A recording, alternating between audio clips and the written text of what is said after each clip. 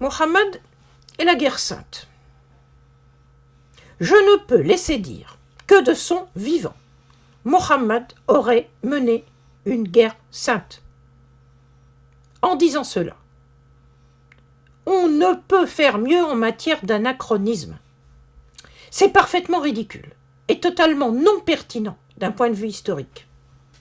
Chacun mène les guerres ou les actions de force de son temps et en fonction des règles de ce temps. C'est d'autant plus vrai dans une société aussi particulière que celle de l'Arabie tribale du 7e siècle, qui n'était régie par aucune structure étatique et ne connaissait aucun principe d'autorité autre que celui qui régissait les intérêts immédiats des clans tribaux en présence. L'idéologie qui régirait la sainteté d'une action quelconque n'était en rien opérante dans ce type de société. Cela reste valable tant que le pouvoir sera régi par le système tribal. À la mort de Mohammed, qui n'est que le chef de ses partisans et non le maître incontesté que l'on imagine, on assiste à une expansion tribale, autrement dit, à des razzias surdimensionnés sans plan de conquête préalable. Les tribus, fortes de premiers succès totalement inattendus, se déversent hors d'Arabie comme une rivière qui sort de son lit, et cela jusqu'à rencontrer un obstacle ou être trop loin de leur base. Les territoires extérieurs sont contrôlés à la manière tribale, c'est-à-dire sans aucune pression idéologique et encore moins religieuse.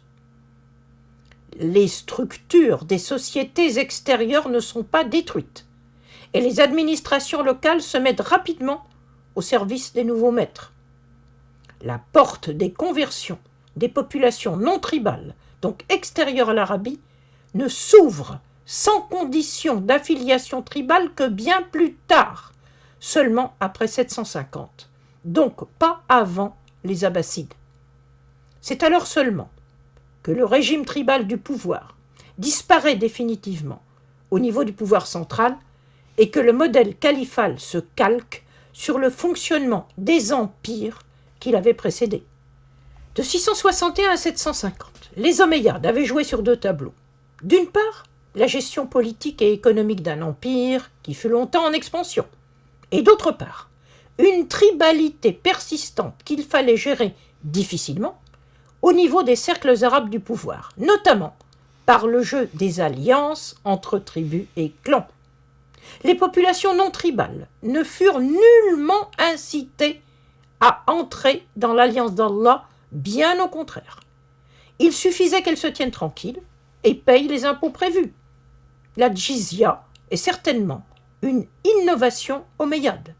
Elle ne s'est jamais appliquée en Arabie, du temps de Mohammed. L'islam, religion non ethnique, n'était pas encore né sous les Omeyyades. Il commence à se construire seulement à plus d'un siècle de la sortie des tribus d'Arabie.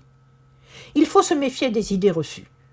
La guerre sainte de l'islam premier en est une, trop souvent répandue.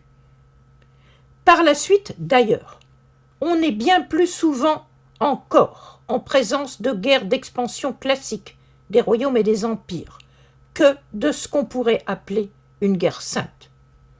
Celle-ci est finalement surtout un fantasme anti-musulman des États européens depuis le Moyen-Âge, avant que les islamistes d'aujourd'hui ne s'en emparent en idéologisant le passé, c'est-à-dire en effaçant son histoire réelle et concrète. Contrairement à ce que l'on pense généralement, on peut dire que c'est dans le christianisme médiéval que l'on rencontre dans les faits la notion de guerre sainte. Qu'il s'agisse de guerres internes entre catholiques et protestants, qui ont donné lieu à des massacres de part et d'autre. Vis-à-vis du monde musulman, ce sont les croisades qui furent initiées et bénies par le pape de l'époque. On pourrait dire ainsi que l'on a prêté aux autres ce que l'on a fait soi-même. Dans le monde musulman, il y eut dans le passé quelques mouvements takfiristes limités comme certains kharijites, et plus tard les ismaéliens schismatiques d'Alamout.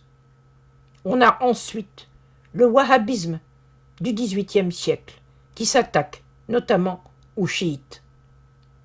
Par rapport à ce passé, le djihadisme actuel est une totale innovation que l'on pourrait, à la manière des juristes médiévaux, qualifier de bid'a, l'innovation blâmable. À bientôt.